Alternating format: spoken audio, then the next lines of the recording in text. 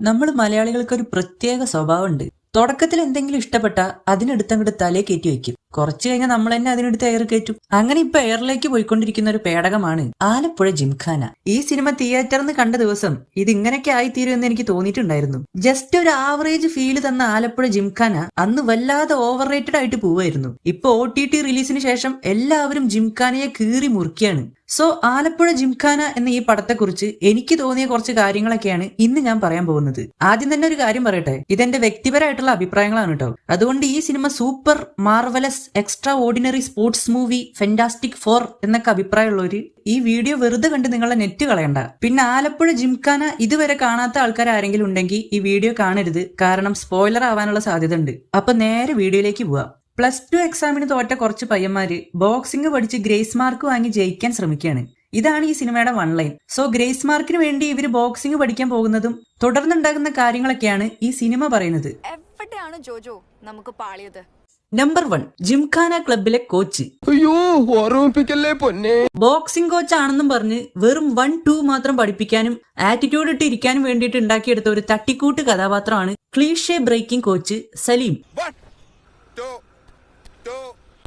ബാക്കിയുള്ള സിനിമയിലൊക്കെ കോച്ച് നല്ല രീതിക്ക് ട്രെയിനിങ് കൊടുക്കും. അത് മാത്രമല്ല, മാച്ച് നടക്കുമ്പോൾ കോച്ച് അവിടെ ഉണ്ടാവും. പ്രത്യേകിച്ച് പുതിയ ആൾക്കാരൊക്കെ ഒരു ജില്ലയെ പ്രതിനിധീകരിച്ച് ബോക്സിങ്ങിന് ഇറങ്ങുമ്പോൾ മെയിൻ കോച്ച് എന്തായാലും ആ സ്ഥലത്ത് ഉണ്ടാവാറുണ്ട്. പക്ഷെ ജിംഖാനയിലേക്ക് വന്നാൽ നമ്മുടെ കോച്ച് സലീം അങ്ങനത്തെ ഒരു കോച്ചല്ല. അതുകൊണ്ട് അതൊരു ക്ലീച്ചേ ബ്രേക്കിംഗ് ആയിരുന്നു. ഞാൻ നേരത്തെ പറഞ്ഞ പോലെ തന്നെ മൂപ്പർക്ക് 1-2 മാത്രമേ അറിയൂ. അതുപോലെ തന്നെ ഈ സിനിമയിൽ ഒരു മാച്ച് പോലും കാണാൻ ഈ കോച്ച് വരുന്നില്ല. ആന്നേ, മൂപ്പര് ക്ലീച്ചേ ബ്രേക്കിംഗ് കോച്ചാണ്. അത് നിങ്ങൾക്ക് മനസ്സിലായില്ലേ? പിന്നെ ഇത്തവണ നിങ്ങൾ ഇറങ്ങുന്നത് ജിംഖാനയ്ക്ക് വേണ്ടിട്ടല്ല, ആലപ്പുഴ ജില്ലയ്ക്ക് വേണ്ടിട്ടാ. അതും കൂടി ഓർമ്മ വേണം. അത് നിങ്ങൾക്ക് ഓർമ്മ ഉണ്ടായാൽ മതി. Number 2, national player or coach Anthony Joshua. Coach സലീമിന് ആകെ 1-2 മാത്രമേ അറിയൂ. അതുകൊണ്ട് ഇവരെ ബോക്സിംഗ് പഠിപ്പിക്കാൻ ആരെങ്കിലുമൊക്കെ കളത്തിലേക്ക് വന്നേ പറ്റൂ. അങ്ങനെ വന്ന ആളാണ് ജോഷുവ. മൂപ്പര് നാഷണൽ ലെവൽ പ്ലെയർ ആണ്. മാത്രല്ല ഇയാളുടെ കോച്ചായിരുന്നു അത്രേ ഈ സലീം. അവൻ അങ്ങനെ പറഞ്ഞു. ജോഷുവ ഒരു ചൂടനാണ്. ജോഷുവ ബോക്സിംഗിൽ അഗ്രഗണ്യനാണെന്ന് കാണിക്കാൻ വേണ്ടി കുറച്ച് തട്ടിക്കൂട്ട് സീൻസ് അങ്ങോട്ട് വെതറിയിരിക്കുകയാണ്. ഏതെങ്കിലും ഒരുത്തൻ ഒരു ഇടി എന്റെ മുഖത്തോട്ട് വിളിക്കും, എന്നിട്ട് അടികളല്ലോ. എന്നെ താണ്ടി നീങ്ക ഒരേ ഒരു ഗോൾ പോട്ടാ പോതും. Absolute cliché breaking. ഇത്രയും അഗ്രഗണ്യനായിട്ടുള്ള കോച്ച് ഇവർക്കെല്ലാം പറഞ്ഞു കൊടുത്തു. പക്ഷെ വാക്ക് ഓവർ, നോക്കൌട്ട്, ബോക്സിംഗിൽ എങ്ങനെ ഒരു പോയിന്റ് കിട്ടും, ഇതൊന്നും കോച്ച് ജോഷുവ ആലപ്പുഴ ടീമിന് പറഞ്ഞു കൊടുത്തിട്ടില്ല.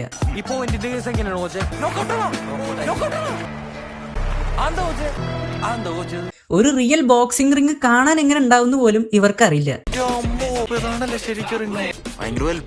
ഇതൊക്കെ ഒരു ഗൂഗിൾ ഇമേജ് ഡൗൺലോഡ് ചെയ്ത് കാണിക്കേണ്ട ആവശ്യമുള്ളൂ. ഇത് കാണിക്കാനൊക്കെ അത്രയ്ക്ക് ചെലവുണ്ടോ? അതുപോലെ തന്നെയാണ് വെയിറ്റ് നോക്കണ പരിപാടി.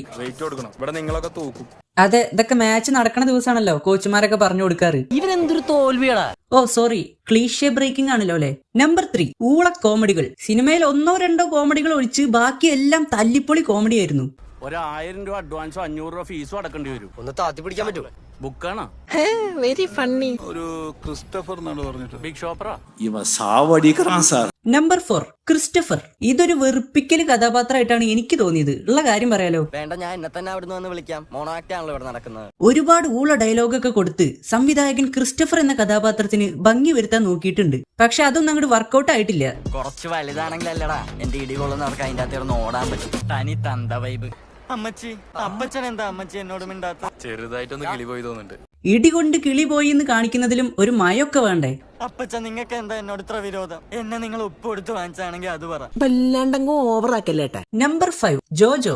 സംഭവം നെസ്ലിനാണ് ഈ സിനിമയിലെ നായകൻ എന്ന രീതിക്ക് തന്നെയാണ് ആലപ്പുഴ ജിംഖാന മാർക്കറ്റ് ചെയ്തിട്ടുണ്ടായിരുന്നത്. ഇതിന്റെ പോസ്റ്ററൊക്കെ എടുത്തു നോക്കിയാൽ നിങ്ങൾക്കത് മനസ്സിലാവും. പക്ഷെ ഈ സിനിമയിലേക്ക് വന്നാൽ ജോജോ എന്ന കഥാപാത്രത്തെ ഒരു നായകനായിട്ടൊന്നും നമുക്ക് സങ്കല്പിക്കാൻ പറ്റില്ല എന്നതാണ് സത്യം. വെറുതെ ചളിയടിച്ച് പെമ്പിള്ളാരുടെ പിന്നാലെ ഒലിപ്പിച്ച് നടക്കുന്ന ഒരു കഥാപാത്രം. അത്രേ ഉള്ളൂ ഈ ജോജോ. ഒരു ഇമ്പാക്ട് ഉണ്ടാക്കുന്ന പോലത്തെ ഒരു പെർഫോമൻസും ജോജോ എന്ന കഥാപാത്രത്തിന് ഇല്ല. ഇമ്പാക്ട് കാണിക്കാനുള്ള അവസരമൊക്കെ ഉണ്ടായിരുന്നു. പക്ഷെ ക്ലീച്ചേ ബ്രേക്കിംഗ് എന്ന പേരിൽ അതും കൊണ്ടുപോയിട്ട് തൊലച്ചു. എന്നാൽ ഇതിനും ഭേദം സ്ഥിരം ക്ലീശ തന്നെ ആയിരുന്നു എന്നാണ് ഈ സിനിമ കണ്ടപ്പോ എനിക്ക് തോന്നിയത്.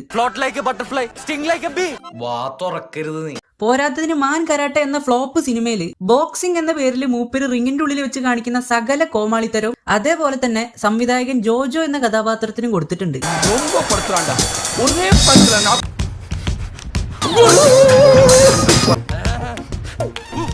ബോക്സിംഗ് എന്ന ലക്ഷ്യവുമായി വന്നിട്ട് എപ്പ നോക്കിയാലും മൂപ്പര് പെണ്ണുങ്ങളുടെ പിന്നിൽ തന്നെയാണ്. ഓക്കെ ചാമ്പ്. നമ്പർ 6 ദീപക്കേട്ടൻ. ഈ പടത്തിൽ ആകെ കുറച്ച് ഭേദം തോന്നിയ കഥാപാത്രങ്ങളിൽ ഒന്നാണ് ദീപക്. നായകന്റെ ബോക്സിംഗ് ക്ലീഷേ ബ്രേക്കിംഗ് എന്ന പേരിൽ മൂഞ്ചി. പക്ഷെ ദീപകിന്റെ ബോക്സിംഗ് സീൻ അതും മൂഞ്ചി. ദീപകിന്റെ ബോക്സിംഗ് സീനൊക്കെ കണ്ട് ഹരം കയറി നിൽക്കുമ്പോഴാണ് മൂപ്പര് വാക്ക് ഓവർ കൊടുത്ത് ഇറങ്ങി പോണത്. അത് കണ്ടപ്പോണ്ടല്ലോ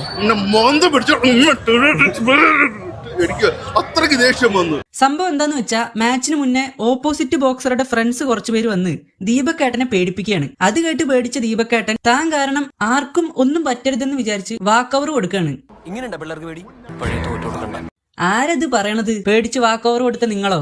number 7 cliche breaking and cringe mixing. നായകനെ കോമാളിയാക്കി, കോച്ചിനെ കോമാളിയാക്കി, ഒരു നാഷണൽ പ്ലെയറെ വിളിച്ചു വരുത്തി കോമാളിയാക്കി വിട്ടു.